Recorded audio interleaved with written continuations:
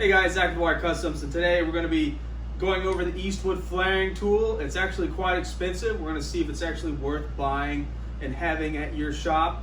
I've been using this all day long today, so this isn't going to be an out-of-the-box review. This is a review of me using it literally for hours. I have 3 cars in here right now that actually need brake lines. So I was like, well, let's get this, really break it in and see how good it is.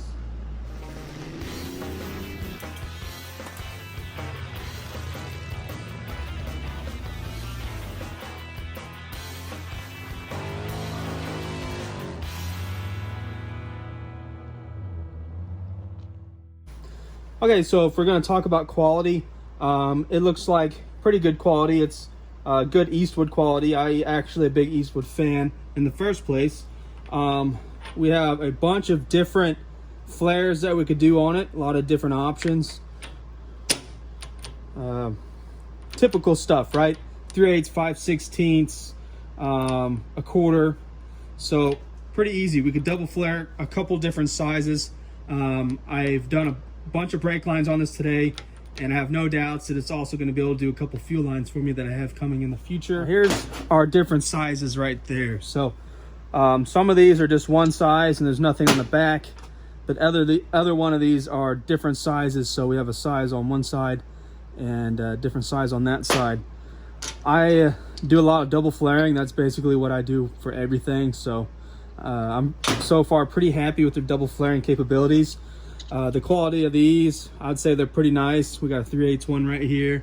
It looks pretty good. They don't seem cheap or junk, you know. This has to be set in a vise. And for me, I have a very small garage, so every single tool, it has to be important enough for me to have it, because that means it's going to take up more space in my small garage. I like how quick it is to pull this in and out, so I can get whatever size I want in here. Get it right, flip this over, and lock it in. I like how easy that is to pull it in and out. That's pretty nice.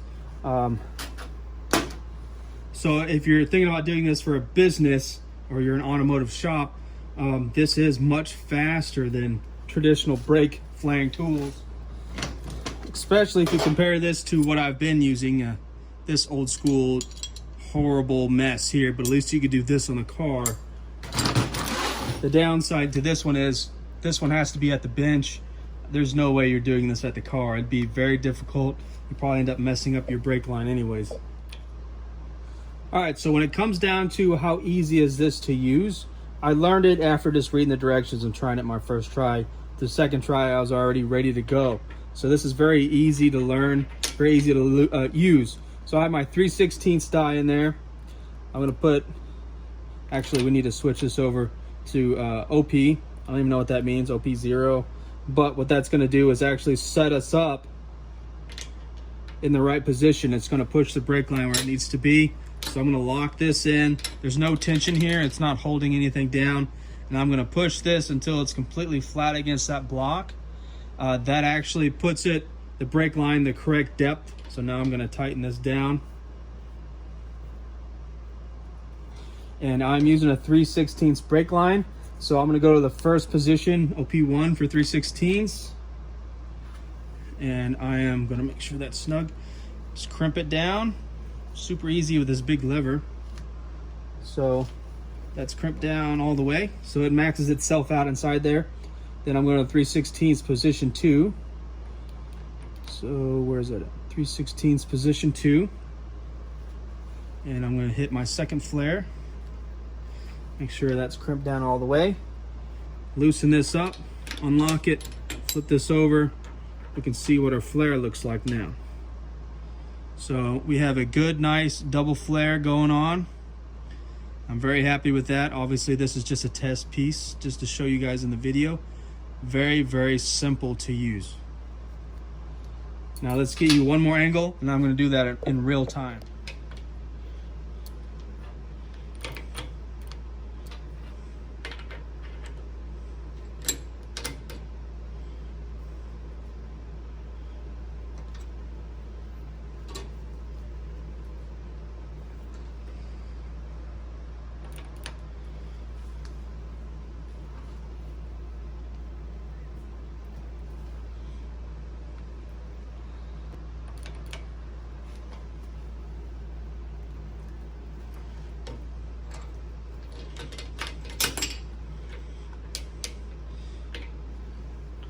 Double flare just that fast.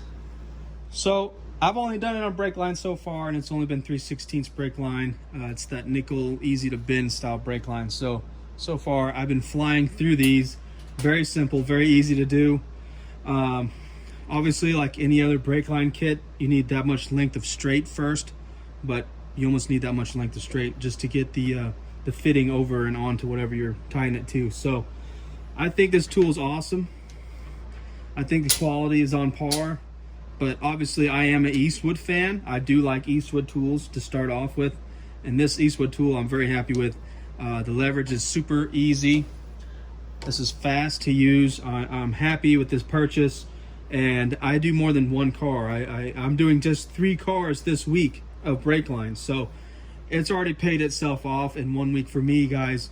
It depends how often you're going to do this, but I'm a person who hated doing it the old school way. I hate doing this setup. It's a pain in the butt, and I like doing brake lines at the bench anyways, so that's my style. So this is a bench tool. This is not something you could do underneath the car. If you're going to do a repair on something, you might end up using a little bit of the old school method, then bringing, to patch a line, then bringing the new line over here and doing it in the bench really fast, really easy.